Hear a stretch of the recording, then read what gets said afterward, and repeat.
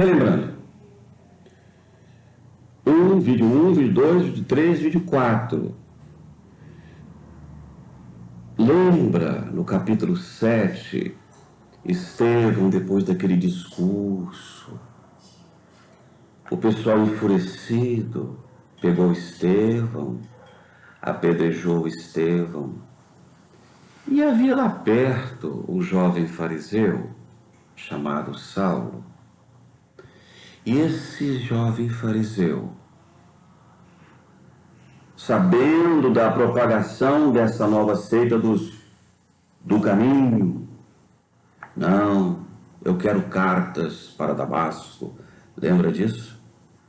Mas por que ele pediu cartas para Damasco? Vamos explicar, e é uma razão muito simples. A razão é comercial. Como assim? Comercial.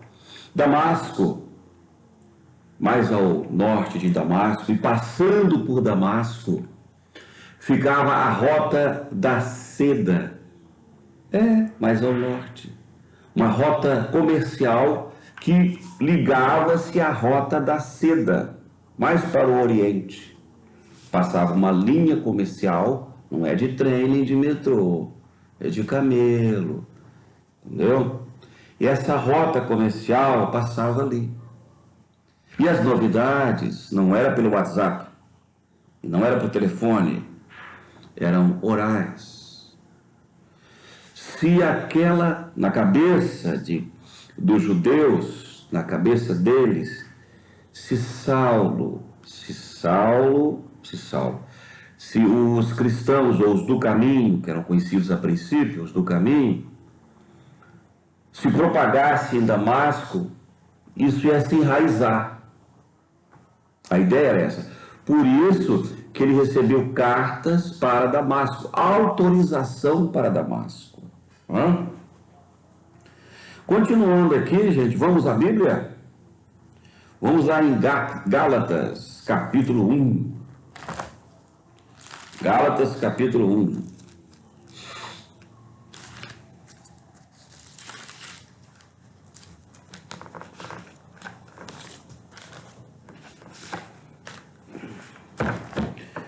Gálatas, capítulo 1.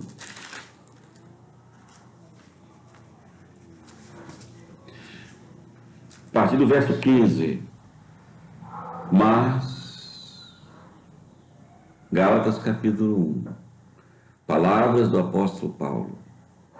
Mas, quando aprouve a Deus, que desde o ventre de minha mãe separou-me e chamou-me pela sua graça, revelasse seu Filho em mim, para que pregasse entre os gentios, não consultei a carne e nem o sangue.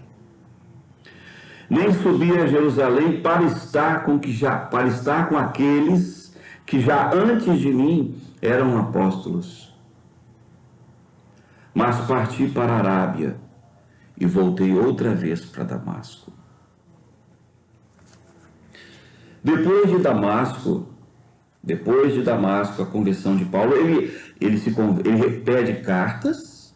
É assim que acontece. Ele pede cartas, se dirige a Damasco, nessa viagem longa, 240 quilômetros.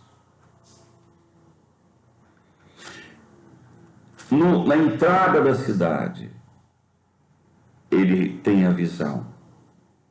Certamente eu estava de camelo ou estava de cavalo.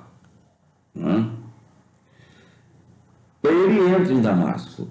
Mas o Saulo que entra em Damasco, não é o que saiu de Jerusalém, não. Esse que entrou é um outro. Depois de um certo tempo, ele parte para a Arábia. E aí ele fica mais ou menos 3 anos na Arábia. Algumas teorias dizem que esses 3 anos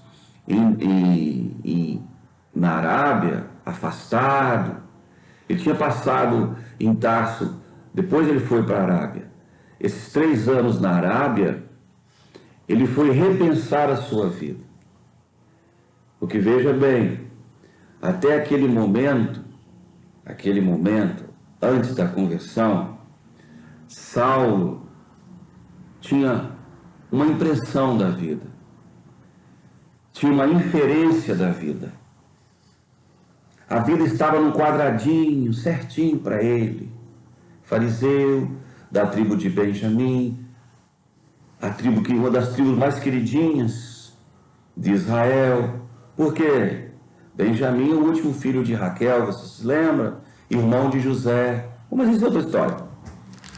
Então, aí, tudo aquilo que ele guardou, que ele aprendeu, conceitos, de repente aquilo foi para o espaço.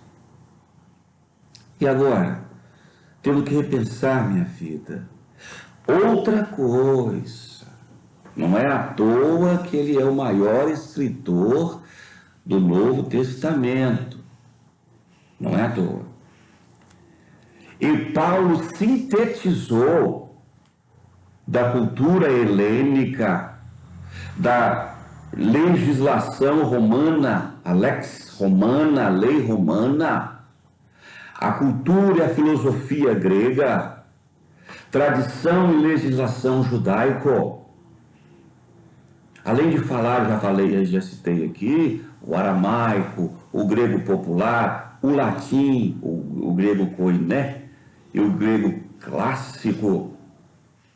Paulo se equiparava a filósofos da Grécia. E se estivessem vivos, falaria de igual para igual com eles. De igual para igual. O gênio de Paulo. Um dos grandes equívocos que se fazem também é achar que assim que ele se converteu, houve essa mudança de nome. Não é bem assim, não. Em Atos capítulo 13, a partir do verso 9, todavia, Saulo, que agora se chama Paulo, vamos explicar isso daí mais adiante. Atos 2:2. Depois passado, Atos 1:16, eu de 17 e 18. Depois, passado 3 anos, subi a Jerusalém. Depois que ele esteve na Arábia, os 3 anos, ele voltou para Jerusalém para ver Pedro e fiquei com ele 15 dias. Isso aqui já é depois da conversão. Versículo 22. Eu não era conhecido de vista das igrejas de Cristo lá na Judéia, ao sul, próximo a Jerusalém. 9h35, nós vamos dar uma paradinha aqui, para não ficar muito longo esse vídeo, não é?